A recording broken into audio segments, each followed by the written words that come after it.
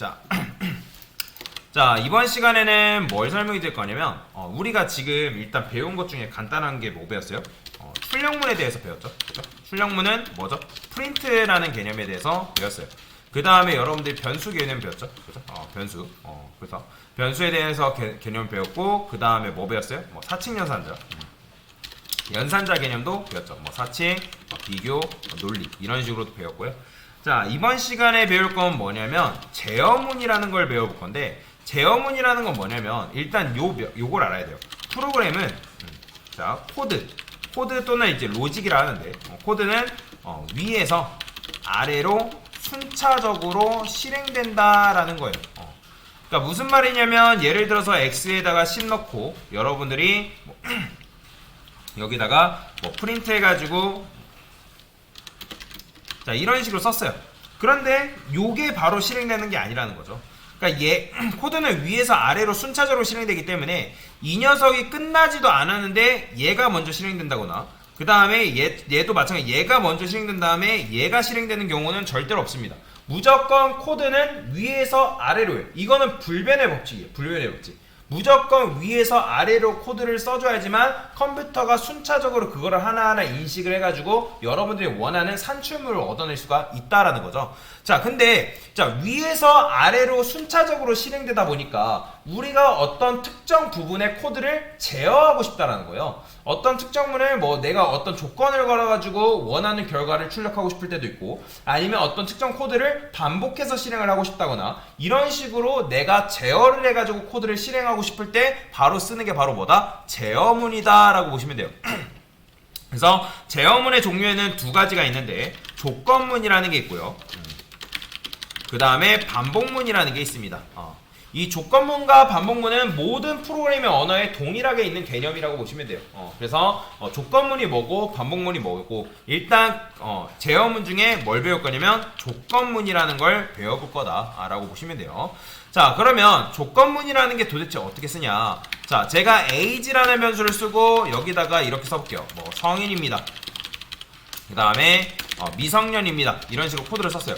자, 그러면 제가 변수가 20이라 했을 때 프린트에서 성인 또는 미성년 둘 중에 하나를 지금 코드를 실행하고 싶은데, 자, 아까 코드는 위에서 아래로 순차적으로 실행된다 했죠. 그렇기 때문에 제가 age라는 변수에 20을 넣어놨다 하더라도 성인, 미성년 둘 중에 하나만 출력되는 게 아니라 뭐다? 둘 다 출력된다는 거예요. 뭔 말인지 이해되시나요? 자, 실행하면 성인, 미성년 다 출력되는 게 너무나도 당연한 결과예요. 왜? 위에서 아래로 순차적으로 실행되기 때문에. 자, 그런데 제가 아까 말씀드렸죠? age라는 변수에 어떤 값이 들어가냐에 따라서 성인 또는 미성년 둘 중에 하나를 출력하고 싶다라는 거죠. 여기까지 이해되시나요? 자, 그러면 그럴 때 쓸 수 있는 게 바로 뭐냐면 조건문이라는 걸 사용할 수 있는데, 자, 조건문은 어떻게 쓰냐면 if.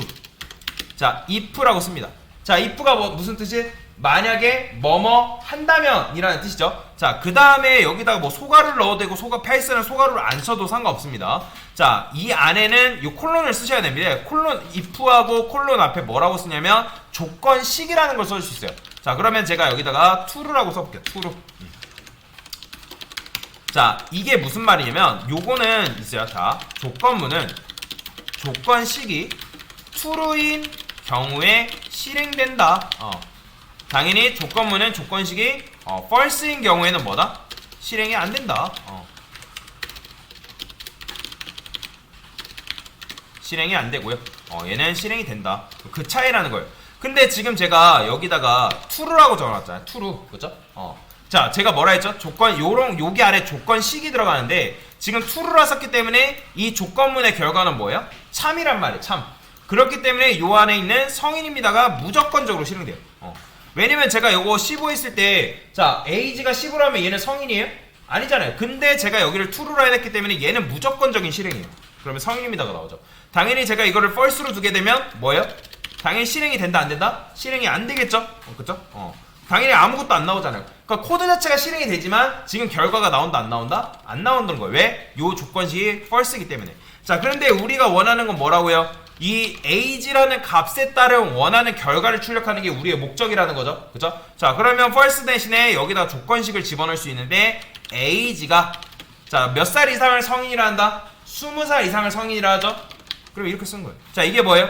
age가 20보다 크거나 같다. 즉 20 이상이라는 뜻이잖아요. 그죠? 그러면 age라는 변수가 20이라 했을 때 얘는 뭐예요? 변수예요? 20이에요? 20이죠. 그죠? 그러면 20은 20보다 크거나 같다. 맞는 말 틀린 말? 맞는 말이죠. 그럼 맞는 말이기 때문에 성인입니다가 이런 식으로 출력이 된다라는 거죠. 여기까지 이해되시나요? 자, 그러면 우리가 몇 살 미만을 미성년이라 한다? 당연히 20살 미만을 미성년이라 하잖아요. 그죠? 20살 미만. 그죠? 그러면 여기다가 이런 식으로 써줄 수 있겠죠. 그러면 이거는 바꿔줘야겠죠. 미성년입니다. 이런 식으로. 자, 그러면 조건문이 어떻게 되는 거예요? 얘가 참인 경우에 성인입니다가 출력이 되고, 얘는 당연히 거짓이기 때문에 이 내용물이 실행이 안 되겠죠. 왜냐면 age가 20이잖아요. 그러면 20은 20보다 작다. 맞는 말 틀린 말? 틀린 말이죠. 그죠? 틀린 말이기 때문에 미성년은 출력이 안 되고 성인입니다가 이런 식으로 출력이 되는 걸 볼 수가 있다라는 거죠. 여기까지 이해되시나요?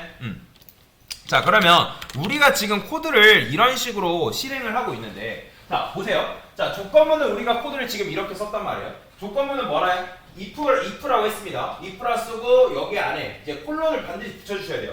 콜론을 쓴 다음에 여기 안에는 조건식이 들어간다. 조건식. 자, 조건식이 들어가는데 조건식은 여러분들이 배웠던 비교 연산자 이용해가지고 그 조건식을 사용하면 되는데, 오직 조건문은 참인 경우에만 실행돼요. 뭐라고요? 참인 경우에만 실행된다고 말씀드렸죠. 자, 그러면 여기서 제가 질문을 드리겠습니다. 지금 조건문이 몇 개죠? 2개예요. 그죠? 그러면 지금 이 2개의 조건문은 이 2개의 조건문은 둘 다 실행되는 걸까요? 아니면 하나만 실행되는 걸까요? 맞아요. 둘 다 실행되는 거예요.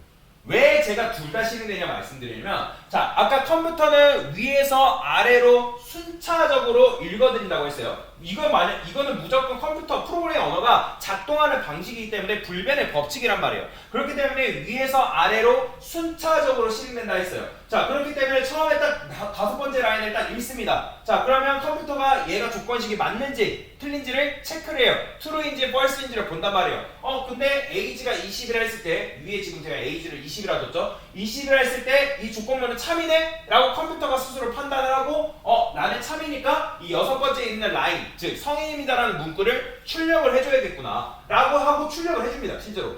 그러고 나서 어디로 내려오냐면 8번째 라인으로 읽어드린다는 거예요. 자, 그러면 8번째 라인으로 딱 왔을 때 컴퓨터가 딱 읽는 거예요.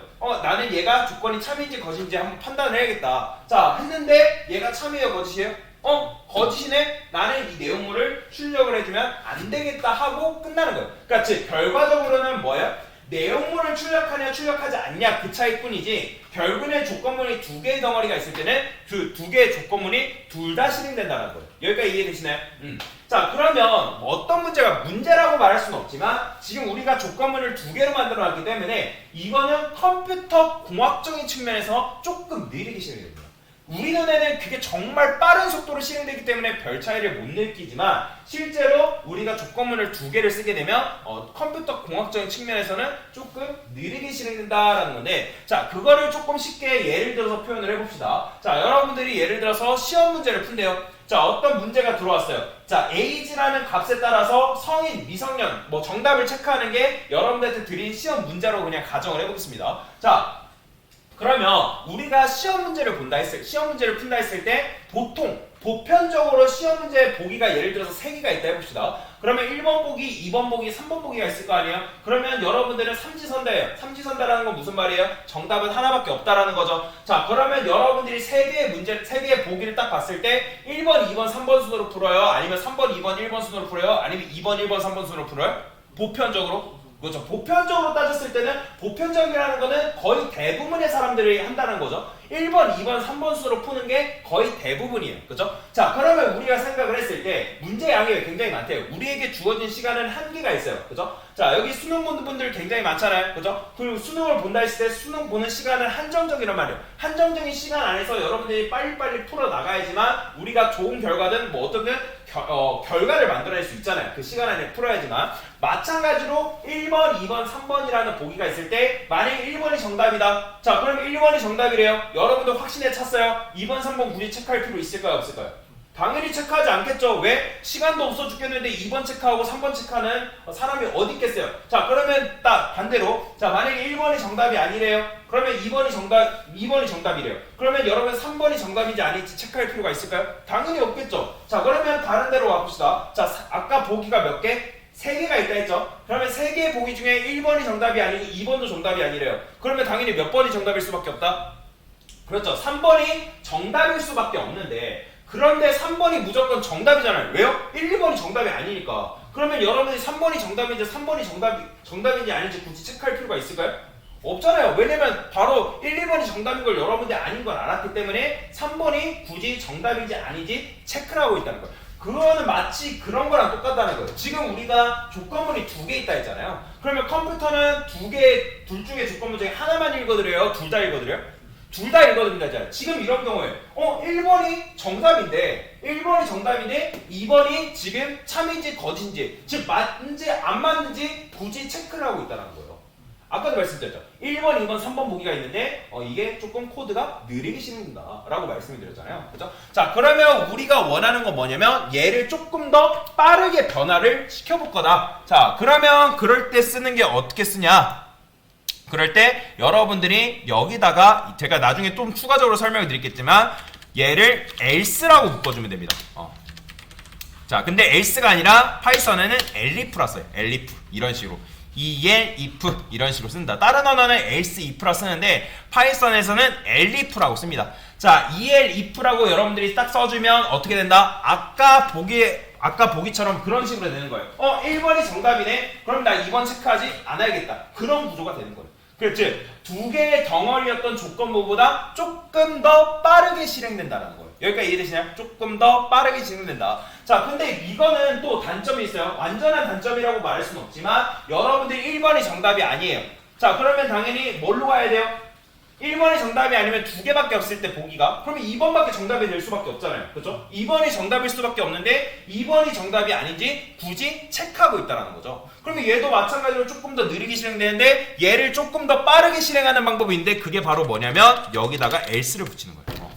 이런 식으로 else를 딱 붙이게 되면 뭐가 된다? 아까 말씀드렸던 것처럼 1번이 정답이면 1번 체크하고 넘어가는 거고, 그러면 1번이 정답이 아니네? 그러면 나는 2번이 무조건 정답이기 때문에 얘를 바로 출력을 한다는 거죠. 굳이 정답인지 아닌지 체크할 필요 없이 이런 식으로 조건문을 짤 수가 있다라고 보시면 돼요. 자, 지금은 제가 조건문에 대해서 간단히 말씀을 드리는 거고 다음 시간에 조건문에 대해서 좀 더 깊게 말씀을 드릴 거다. 그래서 이런 식으로 여러분의 조건문을 쓰게 되면, 자, 조건문 같은 경우를 쓸 때 어떻게 해야 되냐면 무조건 조건문에 우리가 양립할 수 없다라는 조건을 걸어줘야 돼요. 양립할 수 없다라는 건 무슨 말이냐면 복수개의 정답을 가질 수 없다. 무조건 조건문은 복수개의 정답을 가지면 안 됩니다. 이거는 무조건이에요. 여러분들이 조건문을 사용할 때 복수개의 정답을 갖는 조건문을 만드는 순간 그 프로그램은 틀어질 수밖에 없습니다. 그래서 우리가 양립할 수 없다. 즉 삼지선다. 정답은 무조건 몇 개? 하나다. 그런 식으로 만들어주는 게 바로 조건문이다 라고 보시면 되겠습니다.